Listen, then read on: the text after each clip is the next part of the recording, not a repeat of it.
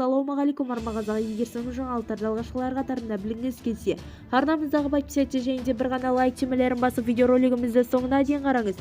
Ал онда біз бастадық. Журналистке шабуыл ұйымдастырды деген күдіктіге сыбайластар анықталды. Ұсталған Тоқаров өзінің кінәсін мойындады және тәркілеуге көмектесуге келісті.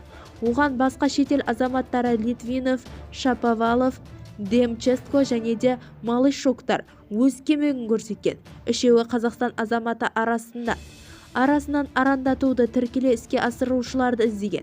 Сондай-ақ ашық дерек көздерге жәбірленушілерге қатысты мәліметтер жинап, мемлекеттік деректерге рұқсат бер тұлғаларды іздестірген.